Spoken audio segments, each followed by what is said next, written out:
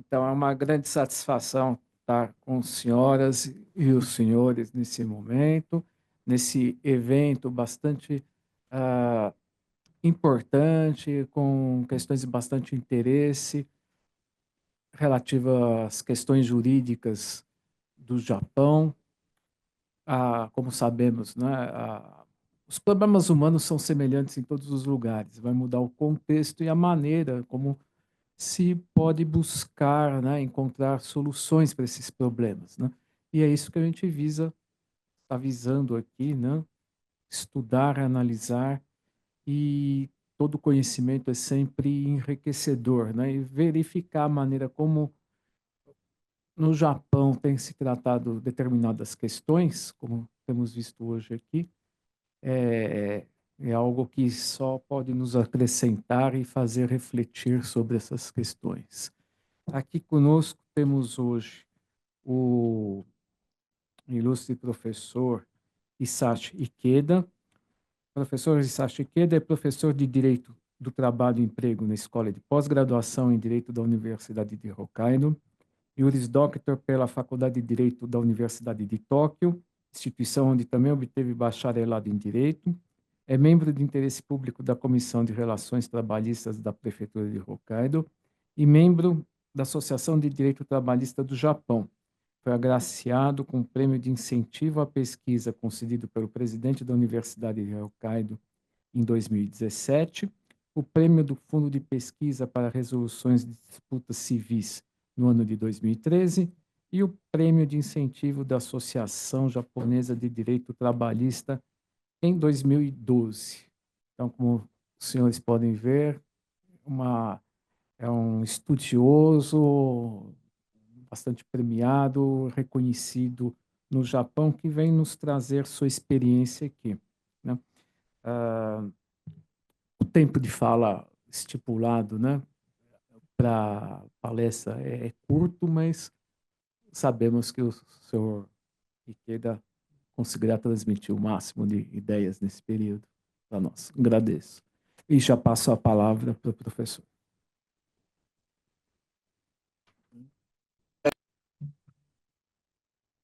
Obrigado. Olá, I'm Hisashi Ikeda, Eu, Professor of Labor and eu Employment Law at sou Hokkaido University in Japan. professor de Uh, direito I'm trabalhista na afraid Universidade de it's Hokkaido, em already Japão. overtime. Japão. O nosso tempo é Thank you for your curto, patience. mas muito obrigado por I'd sua like to paciência. Eu introduce gostaria de the apresentar application of a law aplicação da to lei precarious work a in trabalho Japan. precário no Uh, Japão. in recent years, Nos the anos widespread recentes, use of houve smartphones utilização has bastante ampla greatly changed the de workers' work style in Japan. regras, mudou Especially a bastante o work estilo style that de has trabalho currently entre become an trabalhadores no issue in Japão. Japan is so-called Eh, spot work Spot via work tem se smartphone tornado applications. For example, some workers are tem se treated tornado um as trabalho, esse trabalho é non-employees under feito labor por laws, aplicativo. Alguns and some are treated as trabalhadores não employees são under labor considerados laws, como but sendo work contratados under extremely à luz das short-term leis contracts. trabalhistas. Temos também a These questão issues de have contratos de yet not curtíssimo to be prazo. mostly Essas handled under questões legislation in Japan. têm sido Therefore, não I'd têm sido like to abordados e, introduce por favor, below eu how vou workers are treated apresentar como os under the trabalhadores são current labor law tratados in Japan. nessas leis trabalhistas atuais no Japão. Okay.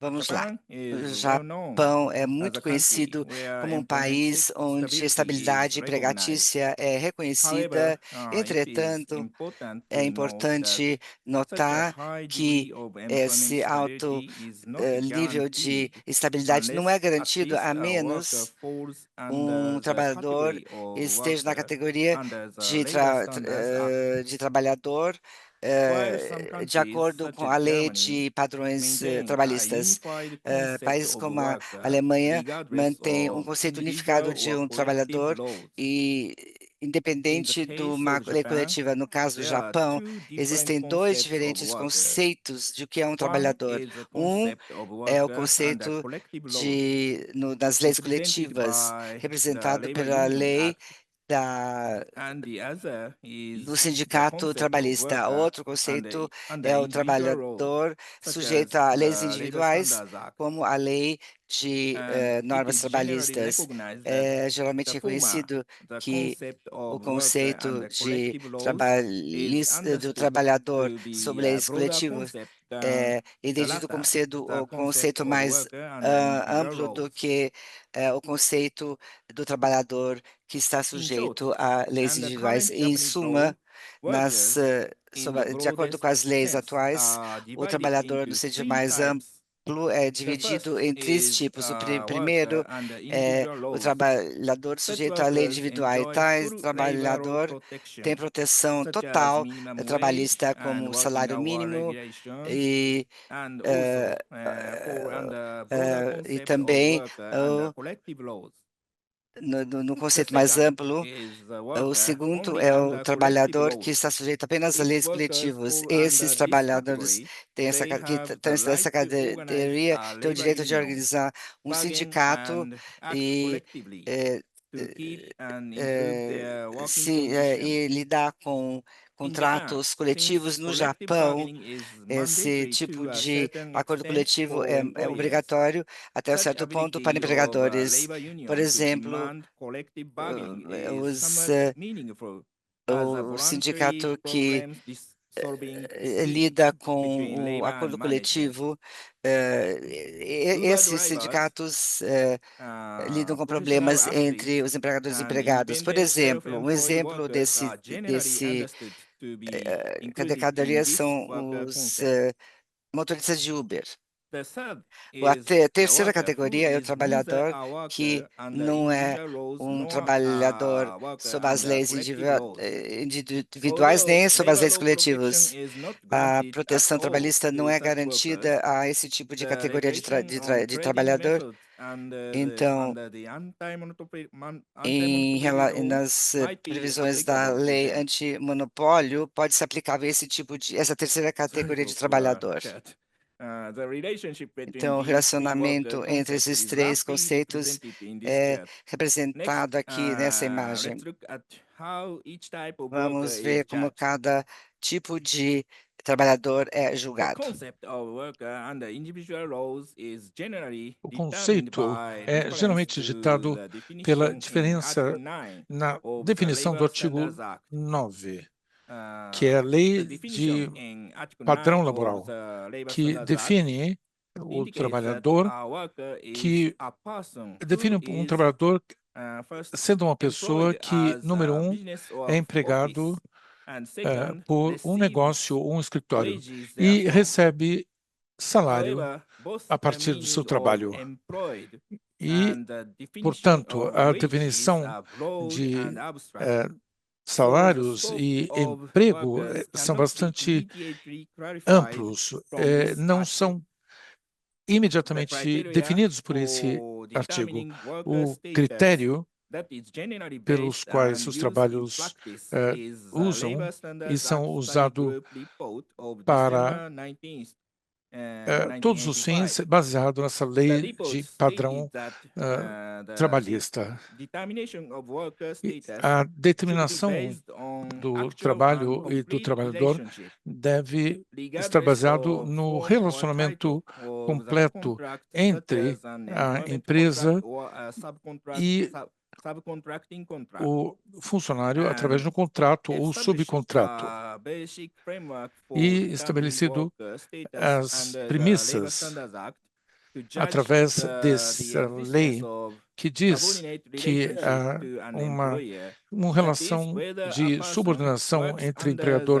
the e empregado, direction and que uma supervision pessoa of an employer trabalha and para um receives empregador, compensation for his recebe or her labor. remuneração pelo seu trabalho. On the other hand, it is generally accepted that economic E subordination is not a é basis for aceitável worker que status a under subordinação the econômica Labor não é a Standards Act. base única para o relacionamento ou a relação According entre to the trabalhador report in e 1985, the details are follows. funcionário, As ou for empregador e first, funcionário. whether or not the work can be considered as work under the direction and supervision Isso is judged seria in light of julgado whether or not the worker has à luz the de freedom que to se accept ou não or o refuse trabalhador request tem a liberdade para direction in aceitar performing the work, as, whether or not the as work regras is de restricted execução do in trabalho. terms of workplace and Isso work hours, and depende whether da or jornada not do the trabalho work e is se o substitutable. trabalho seja substituível. As for second, Com regarding relação ao the ponto número 2, remuneration as com compensation for relação labor, à if remuneração pelo remuneration trabalho, is calculated on the a basis of remuneração é hourly calculada rates, baseado and if there is little nas difference horas trabalhadas. depending on the result of labor, Haverá and if it alguma is judged diferença dependendo as das compensation números de for horas providing labor trabalhadas. for a certain A period of remuneração time, it depende is de um considered período de to tempo de reinforce trabalho. the E isso subordinate relationship reforça to an a employee. relação com o empregador. In cases where determination Nos cannot be casos made solely onde from essa the determinação perspectives of first and não pode second, ser the feita following somente supplemental com factors are relação a considered: essas duas the figuras, do existence empregador e of do a degree empregado. of business ownership Deve haver and the tipo degree de of grau de propriedade do negócio e exclusividade que deve ser considerada como fatores para reforçar a determinação do status do trabalhador. Especificamente, os encargos com maquinário, o tamanho da remuneração e também a responsabilidade por danos. Por outro lado, o artigo 3 da Lei dos Sindicatos Trabalhistas define trabalhadores como usado na lei, significam que essas pessoas que vivem dos seus salários ou uma renda equivalente, independentemente do tipo de ocupação.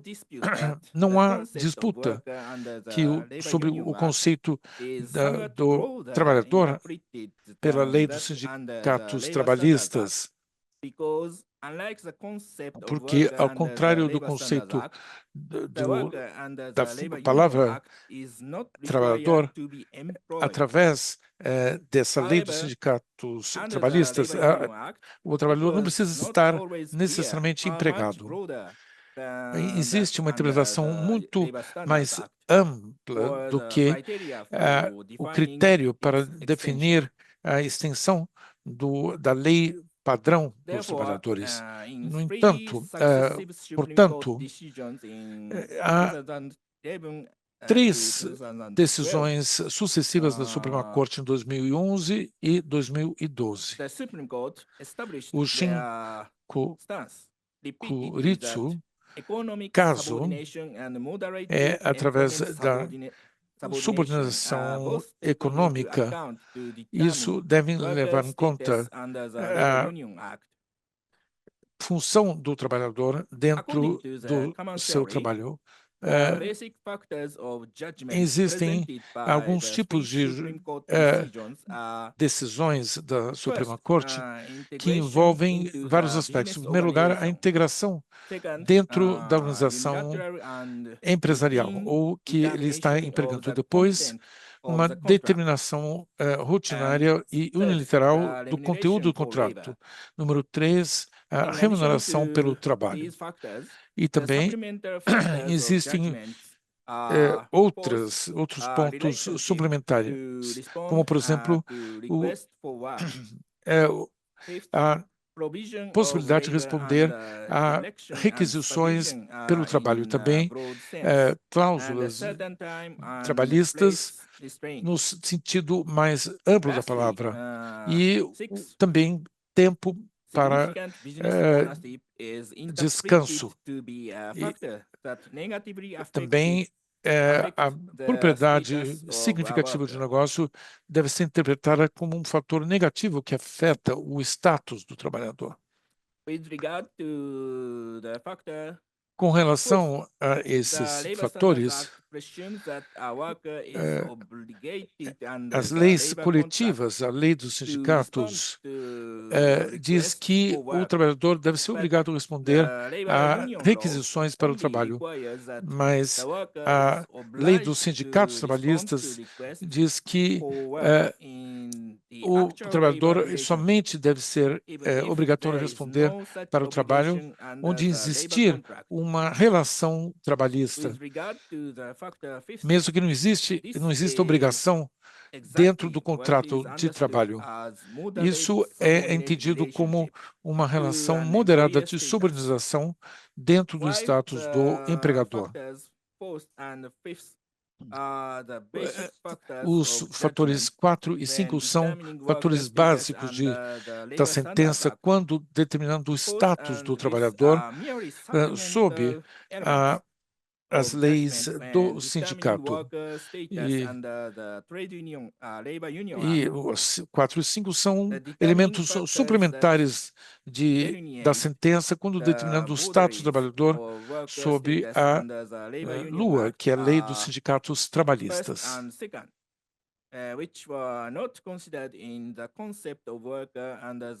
A primeira e a segunda não são consideradas para o trabalhador dentro das leis coletivas ou lei dos sindicatos.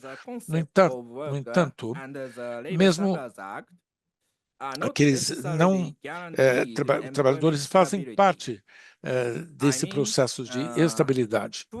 Com isso, eu quero dizer que uma fraca proteção legal para trabalhadores informais foram vistos como características do sistema praticado no Japão. É como se fosse um lado B do sistema de emprego japonês. O Japão tem uma grande proteção dos trabalhos, mesmo para trabalhadores informais. Eles têm um salário mínimo e também regulamentos, tudo isso organizado para proteger os trabalhadores informais. E, nesse sentido, muitas vezes são limitados para trabalhadores formais, mas essa proteção aos trabalhadores informais também recebe algum tipo de proteção. É considerado, essa proteção legal é considerado fundamental para os trabalhadores informais que têm um baixo nível se comparado aos funcionários regulares. Esse sistema de trabalho japonês tem um alto nível de segurança de trabalho. Isto é uma restrição com relação às demissões. Isso requer que qualquer demissão seja aceitável, seja razoável de maneira objetiva e socialmente aceitável. Existem três requerimentos. Em primeiro lugar, trabalhando com contrato de trabalho permanente. Número 2, tendo trabalho de período integral e sendo contratado diretamente pelos empregadores. Se um trabalhador não pertence ou não satisfaz esses três pontos, eles podem estar dentro de outras categorias, por exemplo, aqueles que têm trabalho de meio período, aqueles trabalhadores com contrato de prazo definido e, finalmente, aqueles que trabalham por terceirização. Os trabalhos por terceirização são trabalhadores temporários que são contratados por agências de terceirização e trabalham em locais de trabalho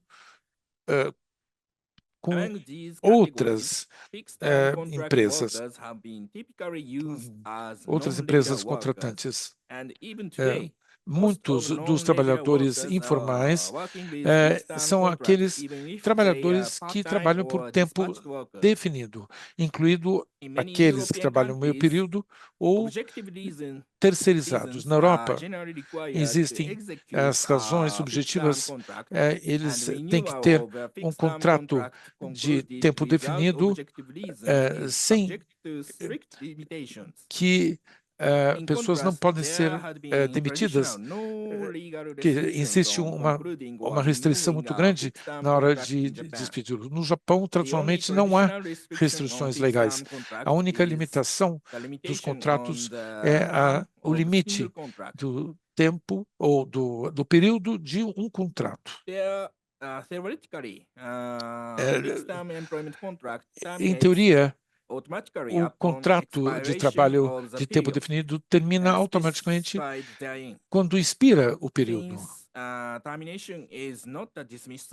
Isso significa que a proteção legal contra a demissão não é aplicada. Da mesma forma, quando a redução da força de trabalho é necessária, os empregadores japoneses eles acabam recusando a renovação dos contratos de tempo determinado. Since dismissal of regular station workers are severely restricted under the abuse of the right to dismiss salary.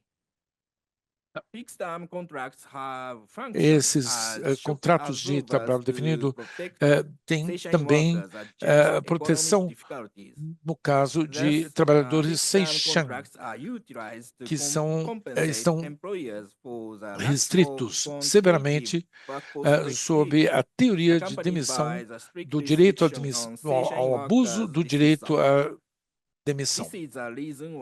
Esse é o motivo pelo qual eu mencionei que aqueles que não trabalhadores informais têm proteção legal dentro desse sistema.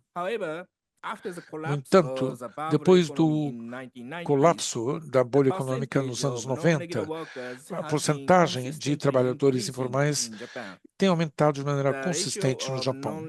A taxa de trabalhadores informais aumentou quase dobro nos últimos 30 anos, chegando a mais de 40% em 2015. Há vários motivos pelos quais esse aumento aconteceu.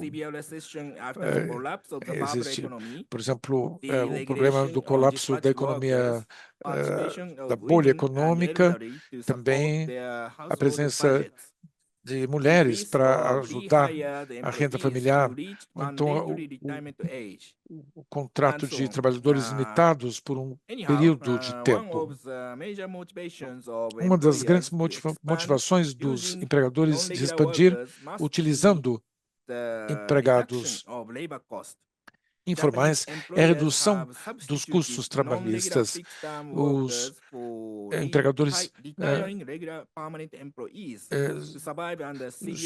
substituíram aqueles trabalhadores por tempo indeterminado por aqueles por tempo determinado. Como resultado, até o governo japonês está pensando seriamente na contratação de trabalhadores informais depois da crise financeira de 2008, porque muitos dos trabalhadores regulares registrados perderam seu trabalho na crise financeira causada pela falência do Lehman Brothers em 2008. Em 2012, foi promulgado a lei de contrato trabalhista para garantir a estabilidade de trabalhadores informais e a passagem de emprego instável para trabalho estável. De acordo com essas regras de conversão,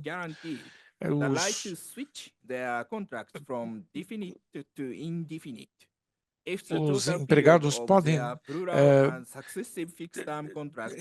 passar de contrato de trabalho prazo determinado para contrato de trabalho sem prazo determinado. Isso foi feito no sentido de garantir um alto nível de segurança para aqueles trabalhadores que trabalham há muito tempo para uma única empresa.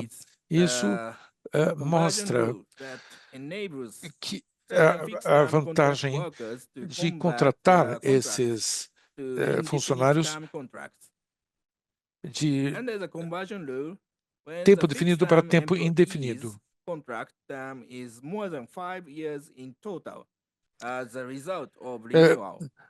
Houve um período total de contratos de termo determinado para mais de 5 anos. O trabalhador qualificado de termo de um período determinado pede para converter o seu período determinado para o período indeterminado. O empregador será considerado como tendo aceitado o pedido do funcionário. Isso deve levar a melhorar o contrato com os funcionários utilizando o seu status, trabalhando mais ou o objetivo do seu trabalho, exceto trabalhadores muito bem pagos. E também aqueles que são recontratados depois de aposentados. Isso foi apresentado depois dessa lei, que desde 2014. O segundo é o artigo 19 da Lei de Contratos Trabalhistas de 2012. Ao contrário de outros regulamentos, é simplesmente a codificação da teoria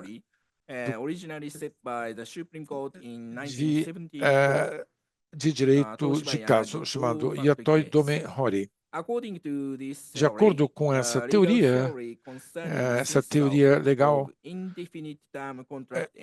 tendo em vista a demissão de empregados com contrato de período indefinido, existe esse abuso do direito de demissão, deve ser aplicada por analogia para recusar a renovação de contratos de emprego de tempo fixo.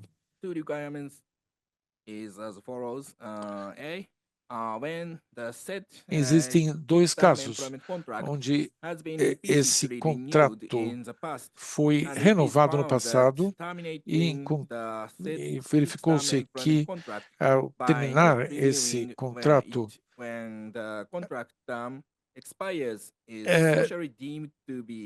deve ser equivalente à demissão.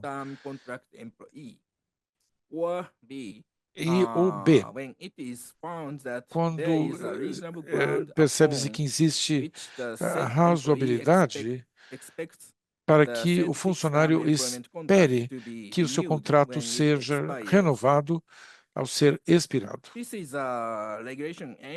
E essa regulação visa proteger os empregados de duas terminações ou demissões arbitrárias. Bom, de acordo com o caso médico Hitachi, em 1986, garante que os trabalhadores viu que essa proteção era vista como ainda inferior àquela dos trabalhadores formais. E, finalmente, o artigo 20 da Lei do Contrato Trabalhista de 2012. Isso proíbe diferenças não explicáveis de condições de trabalho entre trabalhos permanentes e não permanentes. Isso é oferecido nesse contrato. Por exemplo, nos ditames, as defesas, o tipo de dever dos funcionários que muitas vezes devem ser levados em consideração. Em suma, trata-se de diferenças razoáveis entre trabalhadores regulares e não regulares, sob contratos de prazo determinado, e todas as circunstâncias devem ser levadas em conta. Em 2018, sob a Lei de Reforma do Estilo de Vida, o artigo 20 da Lei de Contrato Trabalhista se integrou os artigos 8 e 9 da Lei de Trabalhadores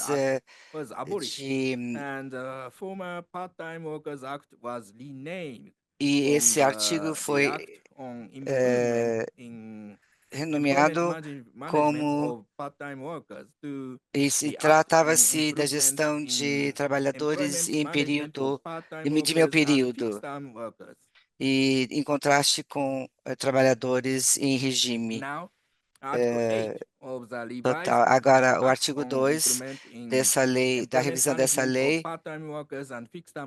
que trata de trabalhadores em tempo integral ou em meio período, trata-se das diferenças no tratamento entre os trabalhadores regulares e não regulares, sob contrato de prazo determinado. As diferenças não devem ser não razoáveis à luz dos detalhes dos seus deveres, o escopo e as possibilidades de mudanças nos seus deveres, o escopo e a possibilidade de relocação e outros elementos relacionados. Além disso, o artigo 9 dessa lei revisada, que tratava da melhoria na gestão de trabalhadores de tempo integral e de não tempo integral, os trabalhadores sob contratos de prazo determinado são considerados como sendo equivalentes a trabalhadores regulares e estão cobertos pela proibição de tratamento discriminatório.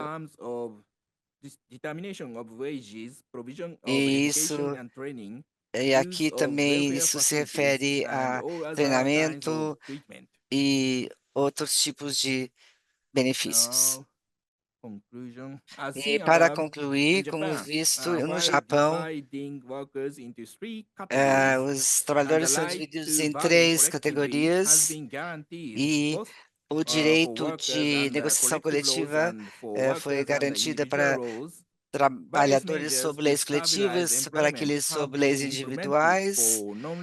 Essas leis foram também implementadas para trabalhadores não regulares, e essa lei já está em vigor há 15 anos.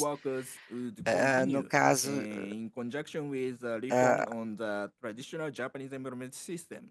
isso tudo faz parte do sistema japonês de empregos. Muito obrigado pela sua atenção. Bom, agradeço muito a palestra manifestada pelo professor Hisashi Ikeda e, pelo tempo, eu passo imediatamente a palavra ao professor Antônio Rodrigues de Freitas Júnior, velho conhecido dessa casa, onde já veio em outras ocasiões. Ele é professor associado de Direito do Trabalho e Direitos Humanos na Faculdade de Direito da Universidade de São Paulo, instituto pelo qual obteve a sua livre docência e doutorado, mestrado e bacharelado em Direito. Teve passagens de docência e pesquisa por instituições internacionais, como a Faculdade de Direito de Harvard, a Universidade de Tóquio, a Universidade de Oregon, a Universidade de Coimbra, entre outras. Primeiro diretor da Escola de Parlamento da Câmara Municipal de São Paulo e seu diretor executivo até 2017.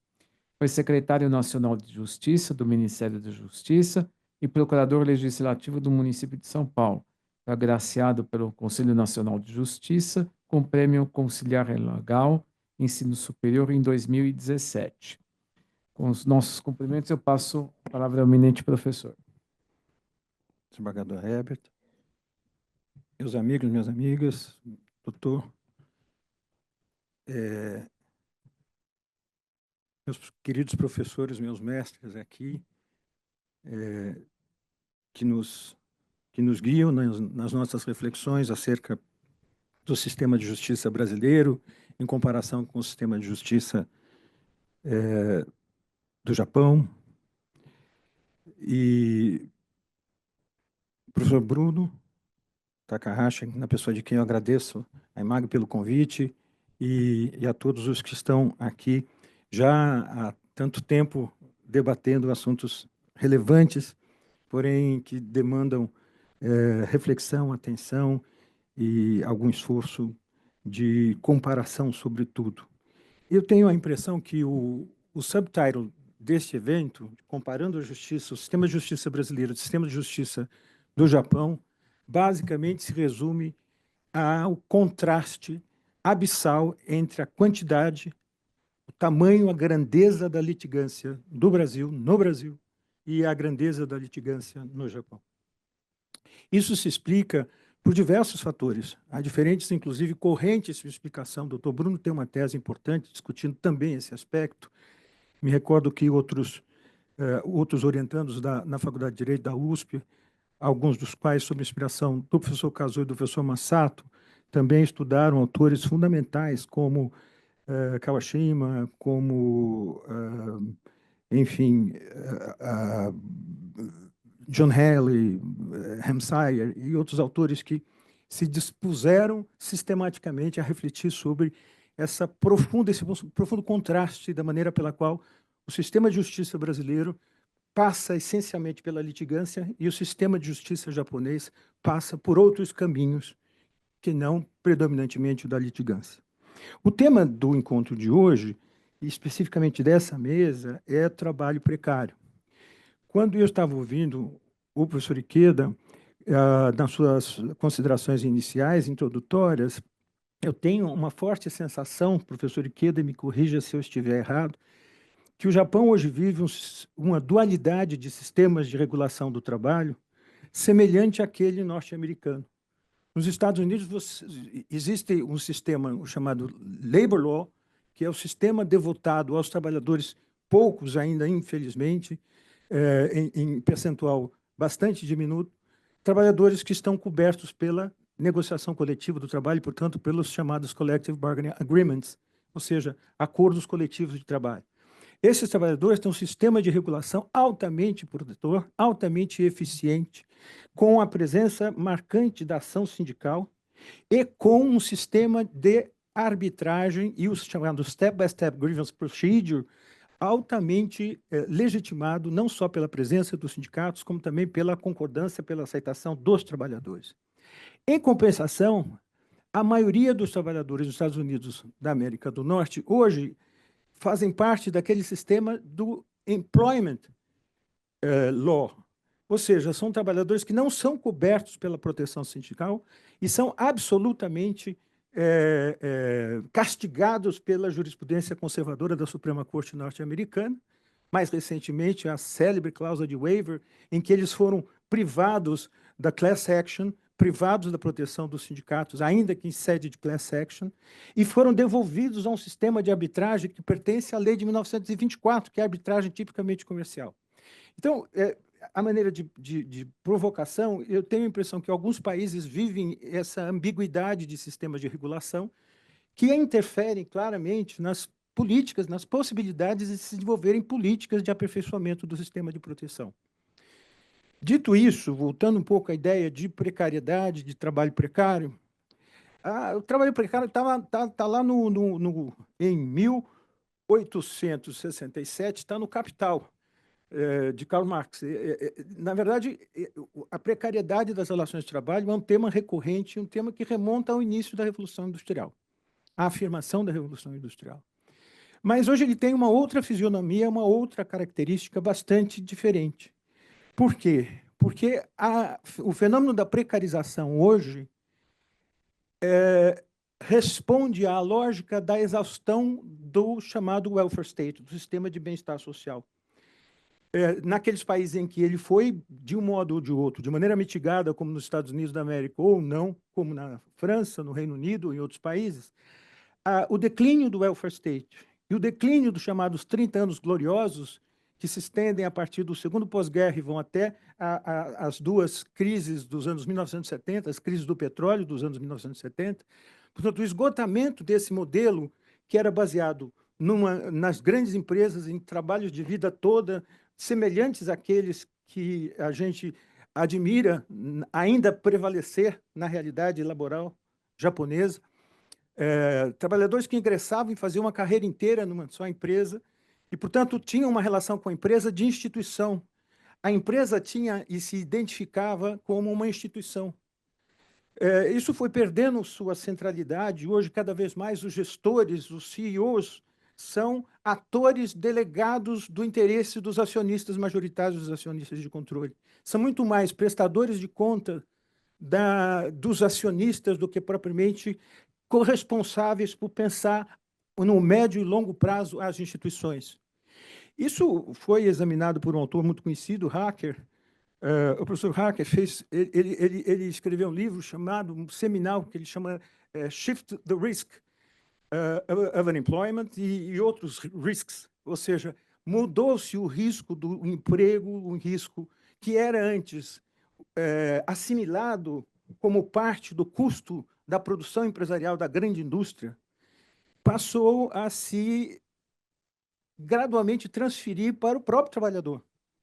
Riscos que antes eram custeados a partir de sistemas de previdência, de que falamos aqui, de sistemas de previdência complementar baseados em grandes empresas, foram devolvidos ao mercado e, consequentemente, devolvidos ao ônus, ao encargo individual da autoproteção por parte do trabalhador. Esse é um fenômeno que está por trás daquilo que hoje se convencionou chamar precarização. Algumas notas terminológicas que eu reputo importantes, porque quando nós falamos de precarização é diferente quando se fala de precarização no Japão, dada a realidade profundamente diversa do mercado de trabalho ainda hoje. Nós temos um fenômeno próximo da precarização, que é o chamado trabalho atípico, ou non-standard relationship. O non-standard relationship é aquele que não cobre as características típicas de duração de trabalho, 8 horas por dia, 5 ou 6 dias por semana, enfim, trabalho, se não legalmente exclusivo, mas materialmente exclusivo. E esse Standard Employment Relationship, por ser característico do trabalho, especialmente do trabalho de origem industrial, quando ele é discrepado na situação concreta, esse tipo de relação que não corresponde ao Standard Relationship passa a ser denominado trabalho atípico. O que não quer dizer necessariamente que a atipicidade seja precariedade. Ou seja, é possível imaginar, eu como professor já tive relação de trabalho de emprego em empresas de ensino, em que eu trabalhava 2 dias por semana, portanto não era nada standard, mas não era uma relação nem precária, nem uma relação desprotegida do ponto de vista jurídico. Um segundo conceito, uma segunda noção muito importante é a noção de trabalho informal.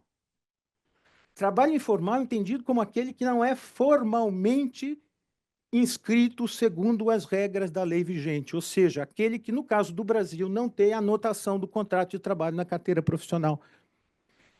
Essa informalidade, em geral, é prima irmã da precariedade, mas não é a mesma coisa que precariedade.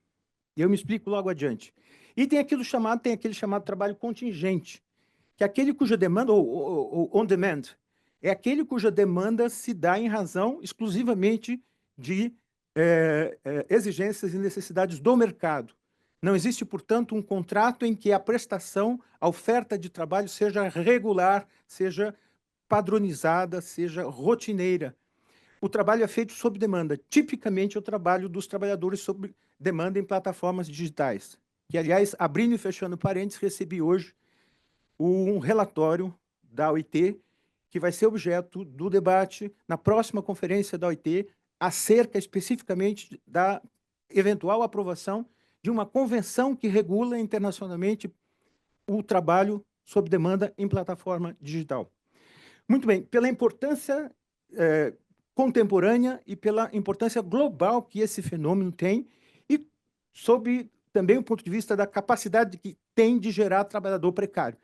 Não, os senhores, descendo aqui a Rua da Consolação, no centro de São Paulo, professor Queda, é difícil imaginar que aqueles motoqueiros, que aqueles rapazes que estão fazendo entrega de moto sejam empreendedores. Custa a crer que eles sejam caracterizáveis como empreendedores. São trabalhadores largados a absoluto desamparo da proteção jurídica, nem mesmo da proteção securitária. Isso é preciso, essa situação, no meu ponto de vista e no ponto de vista da OIT, é absolutamente aceitável no século XXI. É algo que, se no século XVIII, XIX, seria indesejável, no século XXI, é um escárnio. Pois bem, por que eu estou tratando desses fatores? Para que a gente veja, por exemplo, que há certos tipos de trabalho típico que é, ao mesmo tempo, precário. Eu dou um exemplo. Os trabalhadores que são migrantes irregulares, ou melhor, migrantes indocumentados, mas são trabalhadores regularmente reconhecidos pela legislação trabalhista, podem vir a ser, mas são trabalhadores que, pela sua circunstância de migração indocumentada, se sentem fragilizados e não reclamam seus direitos, não postulam seus direitos, e, consequentemente, são vulnerabilizados pela circunstância da irregularidade ou da ausência de documentação na sua situação migratória. Outro exemplo inverso. O trabalho pode ser formal e precário. Um trabalho formal e precário, por exemplo, é o trabalho intermitente, é o trabalho contingente. No Brasil, existe já, a partir da reforma trabalhista, existe a possibilidade de regulação legalmente prevista do trabalho intermitente ou do trabalho contingente. E, a despeito de ser legalmente possível, não torna ou não deixa de fazer modalidade de trabalho típica e caracteristicamente precária. Bom, há muitas definições de trabalhos precários, eu já vou caminhando no sentido do apontamento de algumas características que sejam definidoras, e eu me louvo aqui, não da minha percepção pessoal, mas de um relatório do Bureau of Workers' Activity, o chamado ACTRAF, da ILO, ILO's Bureau of Workers' Activity. É um trabalho muito importante, um relatório de 2016, em que ele apresenta um conjunto, um decálogo de características do trabalho precário. Porque não existe uma única definição para trabalho precário, embora todos nós saibamos que a precariedade das relações de trabalho seja talvez o maior desafio da regulação do trabalho nos nossos tempos. Primeira característica, a transferência do risco de que já me falei, ou seja, o risco da previdência, o risco do contrato, das condições, da cobertura em situação de necessidade, deixa de ser do Estado ou do empregador e passa a ser do próprio trabalhador. Segunda característica, esse trabalho tende a se instaurar com maior frequência na chamada economia informal. Mas ele está também na economia formal, isso é importante dizer. Mesmo trabalhadores formalmente registrados são trabalhadores que podem sofrer vulnerabilidades que os tornam, digamos assim, suscetíveis de um tipo de exploração do trabalho que não é moralmente aceitável nos dias de hoje e é desigual, é assimétrica em relação às condições de outros trabalhadores. Terceiro fator, múltiplas configurações jurídicas, ou seja, não existe apenas um modelo jurídico que expresse a ideia de trabalho precário. A precarização pode se expressar por diferentes formas jurídicas de contratação, como eu procurei demonstrar nas distinções anteriores. Quarto lugar, eles são de níveis subjetivos, de diferentes níveis subjetivos de insegurança. Teve um autor, o Guy Standing, que usa uma expressão que ele chama os 4 As, né? Anger, enemy, anxiety e alienation. 4 características de fragilização que estão presentes no trabalho precário. Quinto predicado, incerteza quanto à duração do trabalho. A duração no sentido da duração do vínculo, da relação, não a duração de jornada ou duração semanal de trabalho. Múltiplos empregadores, não raras vezes o trabalhador precário presta serviço para múltiplos empregadores ou para múltiplos tomadores do trabalho. É o caso desses trabalhadores em plataforma, que estão subordinados, em parte, às regras de autoridade, de gestão, de subordinação e de disciplina das plataformas, ao mesmo tempo que são também subordinados às demandas dos adquirentes do serviço. Sétimo lugar, a relação de emprego, em geral, é mascarada, disguised. Mascarada no sentido de que não existe uma clara e antecipada definição dessa relação como uma relação de emprego. Disguised, ou seja, ela digamos, camuflada por diferentes fatores. Esse é um predicado, não é propriamente uma avaliação moral do porquê isso ocorre. Oitavo, sem acesso à proteção social, em igualdade de condições dos demais trabalhadores de relações de emprego típico. Nono, baixa remuneração, se comparado com as médias de remuneração dos trabalhadores ocupados na economia de trabalho sob vínculo de emprego típico. E, por último, obstáculos à organização. Saibam os senhores e as senhoras que não há setor em que exista menor índice de sindicalização e menor importância do papel dos sindicatos do que nos setores de maior precarização da relação de trabalho. Seja pelo fato de que existem diversos empregadores, seja pelo fato de que a relação é mascarada, seja pelo fato de que o trabalhador ganha menos e, em geral, é aproveitado em posições de menor prestígio, de menor relevância na estrutura empresarial. Enfim, por esse conjunto de fatores, esse relatório me parece que é um guia para a gente entender o fenômeno da precarização, que é, agora para concluir para valer, que é seguramente o maior desafio da proteção e da regulação do trabalho, não direi nem da proteção, da regulação do trabalho nos nossos dias. Eu queria imensamente agradecer a brilhante exposição do professor Ikeda, que acrescentou alguns dados e atualizou alguns outros que eu já tive a oportunidade de aprender com a professora Akio, numa ocasião em que ela nos ofereceu generosamente uma disciplina de pós-graduação na Faculdade de Direito da USP. Eu só queria, só para esclarecer, professor Ikeda, eu vi que a quantidade de trabalhadores que o senhor chamou de irregular cresceu ao ponto de 40%, inclusive impactado por diferentes crises, a crise do Lehman Brothers, etc. Mas eu queria o dado, se o senhor tiver, o dado inverso. Quantos trabalhadores, apesar de todas as crises, ainda no Japão, são, do ponto de vista estatístico, são empregados em trabalho de longa duração, portanto, trabalho regular, emprego regular. O senhor teria esse dado? Porque, assim, se tirarmos 40, fica algo em torno de 60%, mas não, o número não necessariamente é assim aritmético.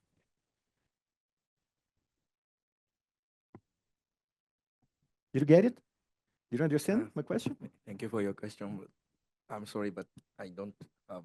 Okay, never mind. Just for curiosity, okay? Thank you. Muito obrigado, muito obrigado. Obrigado, professor. Obrigado, doutor.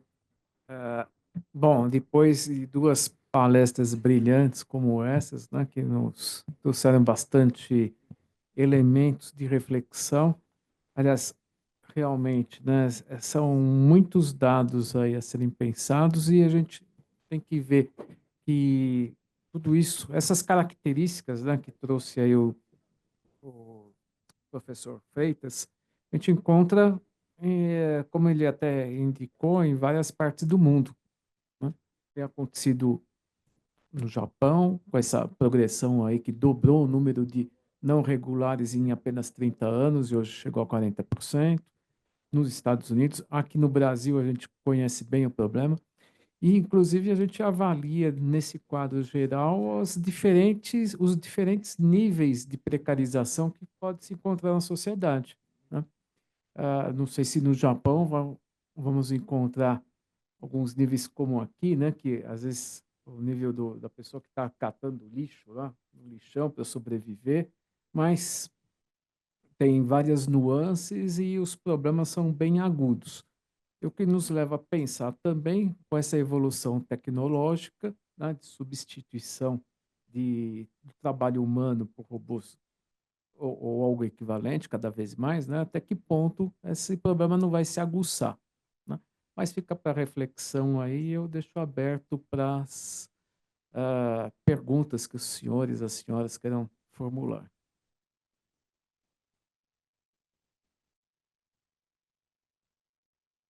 Pois,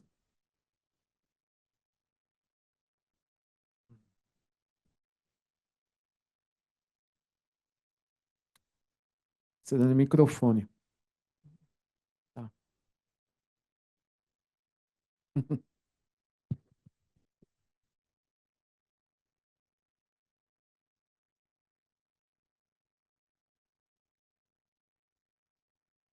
Bom, só tenho a agradecer, né, o brilhante palestra do professor Ikeda, bem como a complementação do professor Freitas. Eu não sou da área exatamente, mas eu tenho procurado cuidar dos brasileiros que vão trabalhar no Japão. Isso começou há uns 35 anos atrás, e sabemos que os brasileiros, nos primeiros 10, 15 anos, tiveram toda espécie de sofrimento, porque a legislação japonesa exatamente não previa a presença de trabalhadores estrangeiros. A partir do século XXI, inclusive com a sua explicação, né, realmente a legislação japonesa começou a reconhecer, né, diversos tipos de trabalhos, e imagino eu, estão incluídos também os estrangeiros. São 3 milhões de estrangeiros que estão hoje no Japão. Mais de 500 mil chineses, quase 500 mil vietnamitas, cerca de 400 mil coreanos, mas que estão lá por outras razões que não vem a discutir. 250 mil filipinos, 210 mil brasileiros e quase 200 mil nepaleses. Enfim, só estou citando os números, né?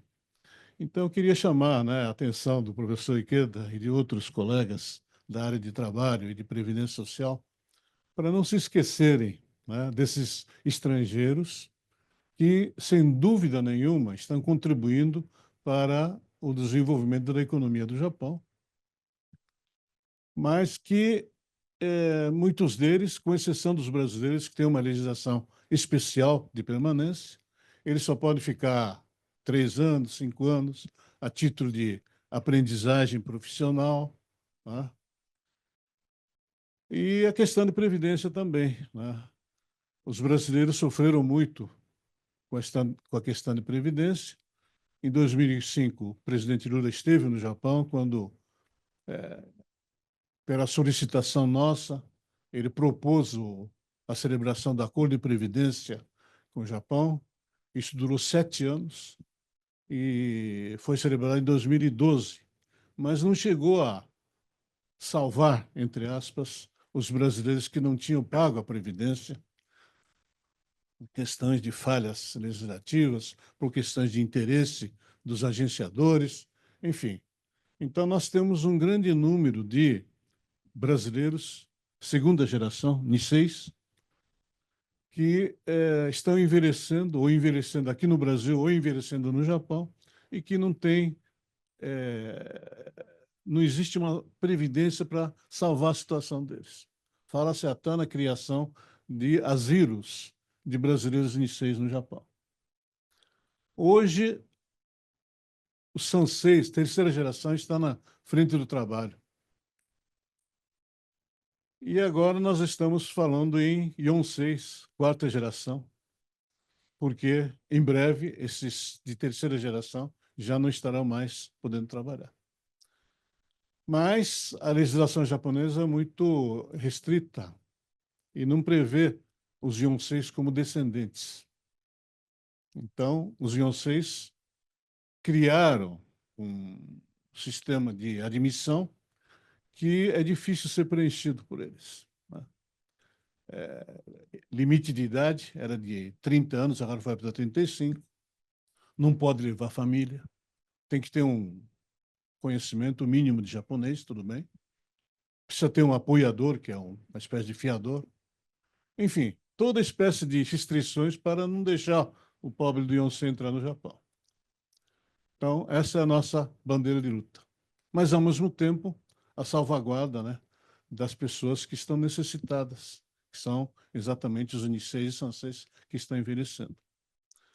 Por outro lado, tem algumas notícias boas, né, de mais de 1.000 filhos de brasileiros que ou foram para lá na tenra idade ou nasceram por lá, que receberam educação no Japão e hoje estão galgando até mesmo cursos técnicos ou universitários. Temos casos de 2 brasileiros de origem japonesa que foram aprovados no tal de Shoshiken, né? E são hoje advogados formados, exercendo a profissão. Um deles, inclusive, ainda está aqui no Brasil como diretor superintendente do SEAT.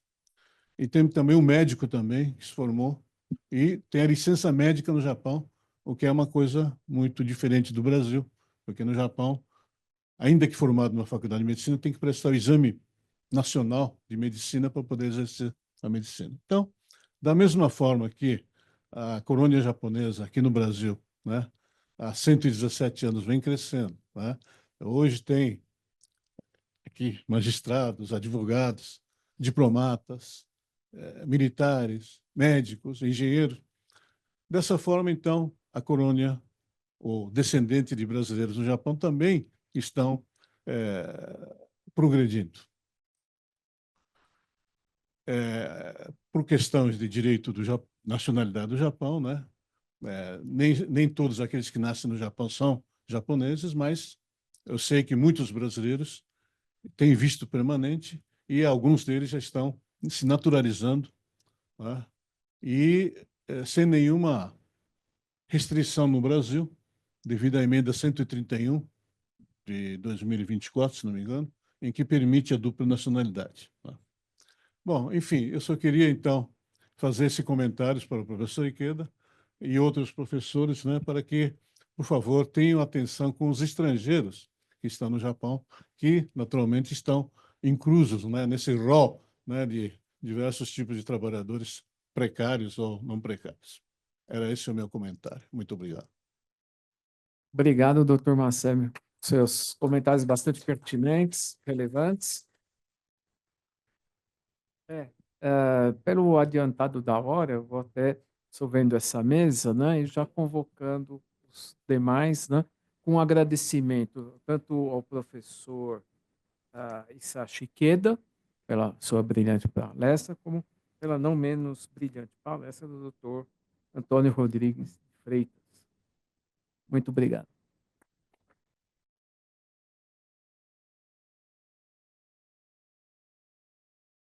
Estamos promovendo o intercâmbio Brasil-Japão.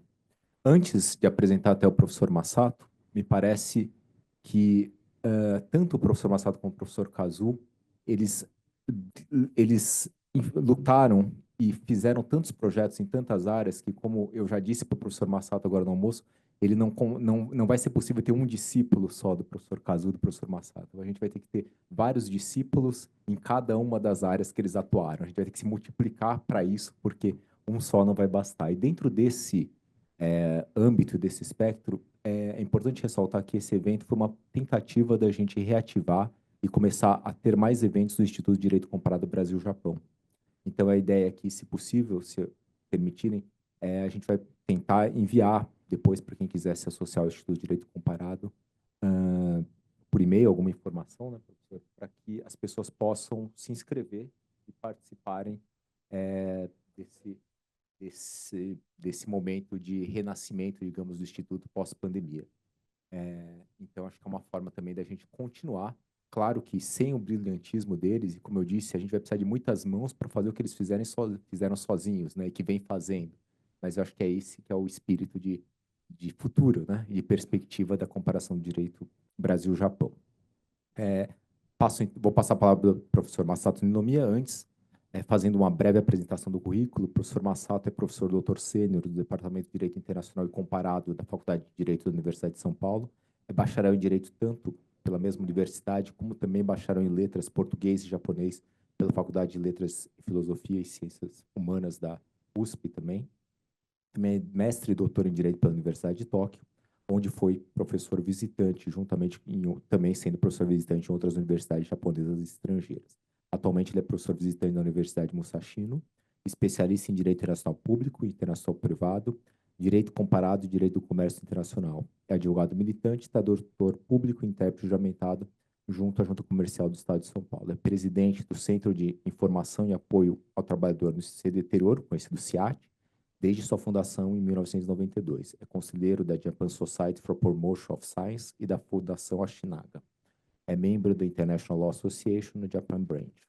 Com isso, passo a palavra ao professor Masato para que nos brinde com sua fala de encerramento e vai nos trazer uma visão mais global do que é esse intercâmbio Brasil-Japão na área jurídica. Pois não, professor Masato. Boa tarde, senhoras e senhores. Fico muito honrado, né, pelo convite do juiz Bruno Takahashi, que foi meu aluno, e também outras homenagens, outras palavras de homenagem que eu recebi ao longo deste dia. Queria homenagear, então, o Tribunal Regional Federal da Terceira Região, em nome do seu presidente, o Dr. Carlos Muta, e também a coordenação deste evento, o juiz Sérgio Nogiri e Bruno Takahashi, e a doutora Marisa Santos, desembargadora federal e diretora da FAMAG e outras entidades. Eu queria homenagear a delegação japonesa, em nome da professor Ikeda, professor Morito, professor Kurihara e Daniel Machado, a quem já homenageei hoje de manhã. Mas eu queria fazer uma especial menção à professora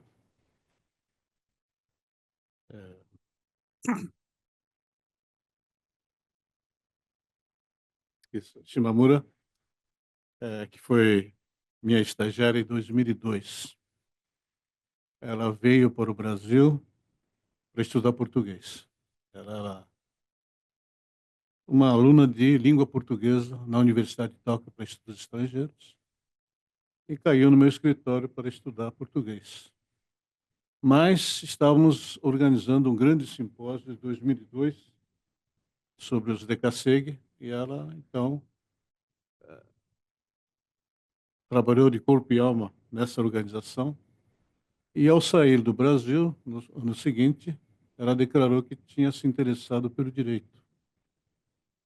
E daí para frente, realmente, a carreira dela foi uma ascensão assustadora. Ela fez Law School na Universidade de Tóquio, foi aprovada no concurso difícil do Instituto de Treinamento Jurídico,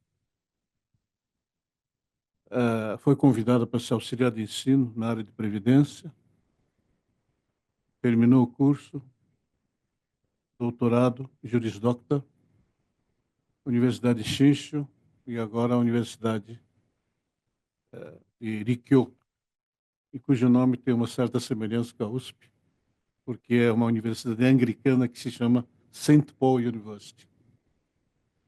Então, eu realmente fico muito feliz, né, em ter contribuído para formar essa jurista japonesa, né, com conhecimento de língua portuguesa, que ao lado do Daniel Machado são duas forças, além de outras pessoas, no Japão, que têm conhecimento de direito brasileiro.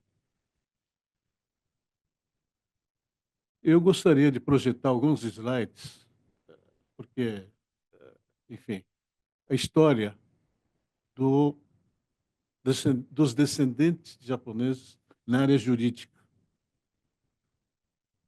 Não sei como é que faz isso aqui.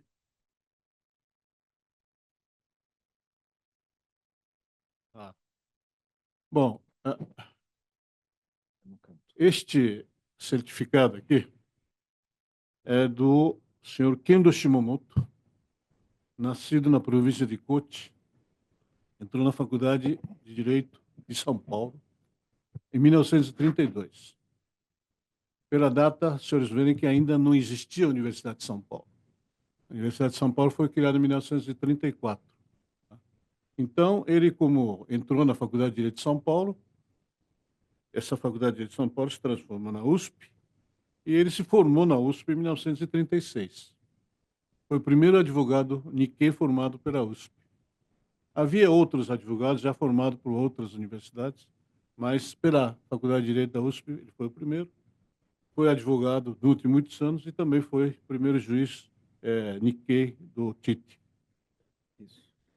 Tem que apontar para lá.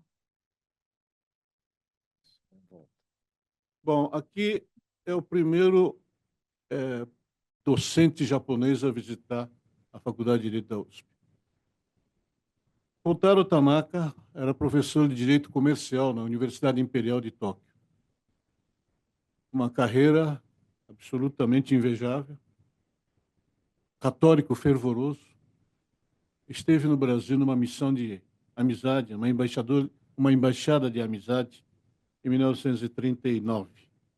Portanto, às vésperas do início da guerra, e provavelmente o governo japonês o enviou para mostrar que o Japão não tinha interesses imperialistas na América do Sul. Ele veio de navio, passou por Recife, onde deu palestra, conheceu grandes nomes, passou pelo Rio de Janeiro, veio para São Paulo, visitou algumas colônias japonesas no interior, daqui foi para Buenos Aires foi para Chile e depois voltou para o Japão. Uma viagem de 5 meses e meio pela América do Sul e pelos Estados Unidos. Só que ele era considerado como liberal. Então, durante a guerra, ele foi colocado no ostracismo. Mas depois da guerra, então, ressurge diretamente como ministro da Educação, depois diretamente como presidente da Suprema Corte, observando que no Japão o presidente da Suprema Corte não se elege entre os seus pares. É o governo que escolhe alguém como ele, e ele exerceu a presidência da Suprema Corte por muitos anos, e aos 70 anos, quando ele caiu na compulsória, ele foi eleito para ser juiz na Corte Internacional de Justiça em Haia. Como retribuição à visita dele, então, no mesmo ano de 39, Sebastião Soares Faria, professor de penal na faculdade, esteve no Japão. Eu tinha aqui uma fotografia do diploma que ele levou para o Japão, mas eu não consegui para hoje, então fica apenas a citação. Em 1971, o cônsul-geral do Japão deu uma palestra na faculdade. Essa é a sala da congregação, diretor no meio é o Pinto Antunes, professor Maurata Rangel e o cônsul. Eu trouxe essa informação porque ele foi sequestrado em 1970 pelos, então, ativistas da esquerda, e foi solto uma semana depois em troca de 5 prisioneiros políticos. Ele escreveu a sua memória, O Sequestro do Diplomata, em japonês, e eu tive o privilégio de traduzir para o vernáculo. O interessante é que, apesar de ter sido sequestrado, etc., 10 anos depois ele pede para voltar como embaixador no Brasil. O primeiro professor, depois da guerra, né, que veio como intercambista, foi o professor Jiro Sudo. Ele era professor de Direito Internacional Privado na Universidade de Keio. Bom, hoje na Keio quase ninguém mais o conhece, mas ele foi imigrante na década de 30. Só que ele voltou para o Japão, se tornou professor, e por muitos anos ele apoiou o nosso movimento de intercâmbio entre o Brasil e o Japão. Essa é a antiga sala de diretores, esse quadro, né, de diretores da faculdade hoje estão no museu, na sala ao lado da congregação. O professor Kazuo Watanabe, já diversas vezes homenageado pelas pessoas que me antecederam, esteve no Japão, né, numa missão acadêmica, junto com o professor Buzaide, professor Celso Neves, que foi meu professor, para um congresso em 1979, a convite do professor Susumu Ito, que era professor de processo civil na Universidade de Keio. Na época, eu estava, juntamente com o advogado japonês, Dr. Fuji, traduzindo o Código Processual Civil de 1973. Eu, de processo, não entendo nada, porque estudei com o Código de 39, né? E hoje nem o Código 73 está mais em vigor. Então, realmente, é muito difícil acompanhar, né, a mudança legislativa aqui no Brasil. E, juntamente também com o professor Seiichi Mori, da Universidade de Keio, eu tive o privilégio de traduzir, preparar, né, esse glossário de termos jurídicos português e japonês. Então, essa foto à direita, bandeira da Universidade de Keio, um dos simpósios que houve sob a égide do Instituto de Direito Comparado Brasil-Japão. Depois, então, eu tive o privilégio, né, de lecionar na Universidade de Tóquio, Meiji, Musashino, Shinshu, Hiroshima e outros. E aqui alguns dos meus orientadores, né? Aqui embaixo o professor Ikehara, ao lado do professor Cretera, imagino eu, e também na foto de cima, palestra do professor Ikehara, presidido pelo saudoso professor Inês Strenger. E aqui o simpósio, aquele simpósio de 2002, que a Akio Shimamura ajudou a preparar. Desculpe, isso não é de 2002, isso é de 1998, quando o professor Eiichi Hoshino, essa foto do lado esquerdo, foi meu último orientador na Universidade de Tóquio, quando a foto dele, quando ele recebeu o título de honoris causa, doutor honoris causa, pela Universidade de Paris, Panthéon-Assas. E aqui, esse simpósio de direito comparado Brasil-Japão foi uma grande marca da discussão da reforma do Código Civil do Brasil e do Japão. E aqui, no meio, está o professor Hoshino, com terno cinza. À sua esquerda está ninguém menos que o professor Miguel Reale. À esquerda do professor Reale está o professor Kazuo. Enfim, os próceres, né, da direito civil da época. O professor Monito estava lembrando, né? Ele, como especialista em direito de falência, lembrou da visita do ministro Mutsuta Hara, da Suprema Corte do Japão, que esteve aqui em 2008, por ocasião do centenário da imigração japonesa no Brasil. Foto dele na faculdade, no Salão Nobre, e também lá em Brasília, em frente à Suprema Corte, nosso Supremo Tribunal Federal. E aqui outras fotos de intercâmbio, o professor João Grandino Rodas, na época diretor e depois reitor da Universidade de São Paulo, esteve no Japão para visitar algumas universidades com que tem intercâmbio.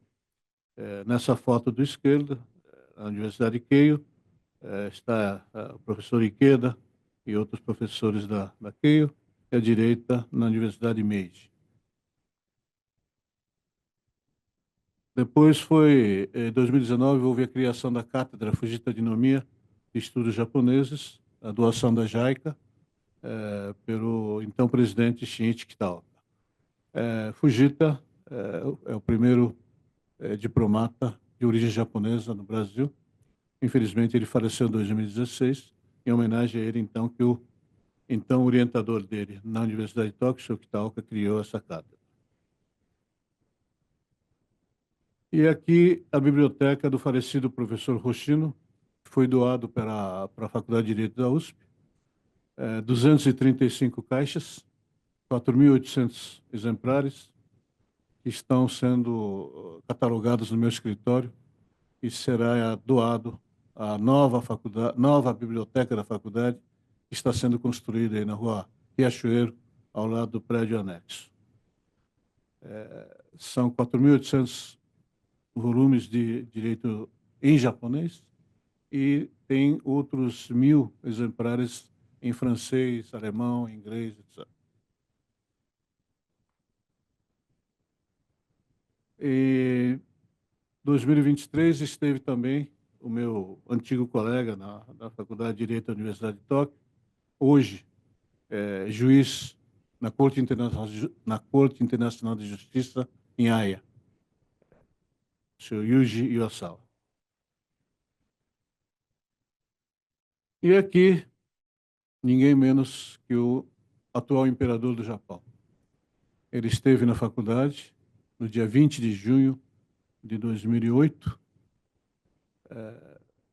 Essa foto da esquerda, ele encontrou com 43 estudantes, representando de cada unidade da USP, e proferiu um discurso inesperado, falou em português.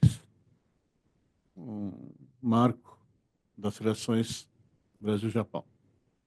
E à direita também, ele passou pelo Salão Nobre, onde ele recebeu homenagem dos membros do Conselho Universitário, congregação, funcionários da faculdade e membros da colônia. Esse, então, em rápidas pinceladas, né, é a história do intercâmbio Brasil-Japão na área de direito. Então, no ano de 2023, eu me aposentei na Faculdade de Direito da USP, em 37 anos de magistério, deram meu título de professor sênior para poder continuar ainda nas atividades docentes, orientando alunos, dando aula, etc. E, assim, no ano passado, neste mesmo Salão Nobre da Faculdade de Direito da USP, esteve o primeiro-ministro do Japão, o senhor Kishida, também para proferir uma palestra direcionada ao público brasileiro e aos países da América Latina. Então, nós temos trabalhado, então, no estreitamento, né, do intercâmbio entre o Brasil e o Japão na área de direito. E hoje fico feliz, né, em ver magistrados de origem Nikkei, não só Nikkeis puros, mas também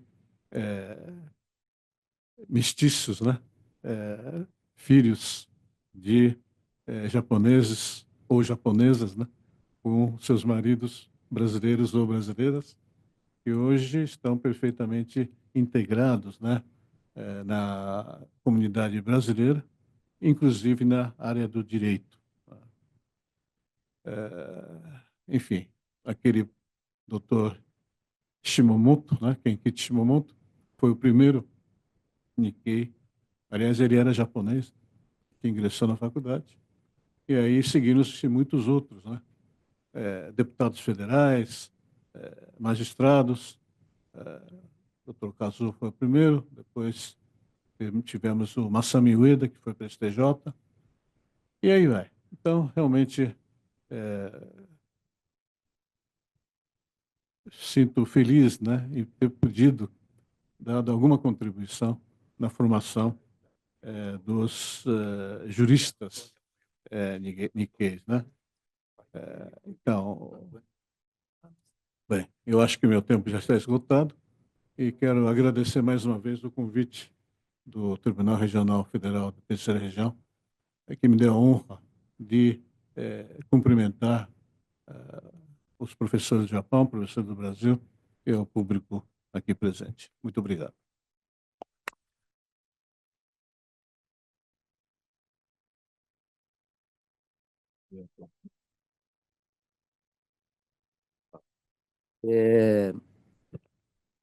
Assim, acho que do ponto de vista de direito comparado, a gente falar de um intercâmbio Brasil-Japão, assim, nós percebemos que há um grande vazio, né? Assim, não há um intercâmbio, especialmente nesse campo do direito comparado Brasil-Japão, ele só não é maior por conta de esforços, né, durante todos esses tempos, como nós vimos agora do professor Masato, do professor Kazuo, né, que fizeram esse trabalho bravamente, né, e que eu acho que vale a pena a gente homenageá-los aqui nesse momento, né, a partir desse esforço. E que é um esforço que acho que nesse vazio, no dia de hoje, nós estamos ajudando a fazê-lo ficar um pouco menor, né? Encurtar distâncias. Então, acho que a ideia de hoje é dar continuidade ao trabalho, né? Que vem sendo feito de forma tão, assim, de uma forma tão competente, né? Pelo professor Masato, pelo professor Kazuo e tantos outros, né? E acho que daí talvez o papel importante do Instituto de Direito Comparado, né? E a ideia desse encontro de hoje nasceu de uma conversa minha com o Bruno e com o professor Kazuo, né? Nessa ideia da preocupação que o professor Kazuo tinha de manter as atividades do Instituto e quanto era importante manter esse relacionamento, né? E então, graças ao Instituto, graças à JUFESP, que contribuiu à Faculdade de Direito de Ribeirão Preto, né? Especialmente a IMAG, né? Eu acho que nós estamos aqui nesse trabalho de estreitar esses laços, né? Não deixar, pelo menos, que esses laços se percam, né? Então, agradeço especialmente aos professores japoneses, né? Que sem eles, isso aqui não, o encontro de hoje não faria sentido, né? A todo o restante das pessoas que nos acompanharam. E eu queria fazer um agradecimento especial para o pessoal, para o staff da IMAG, né? Que eles ficam ali no fundo, quietos, a gente não percebe, mas de uma forma muito eficiente, sempre muito educados, sempre muito cordiais, puderam viabilizar, né, de fato, o encontro de hoje, né? Então, termino agradecendo a todos, né? E uma boa noite, um bom carnaval, um bom final de semana para todos. Obrigado.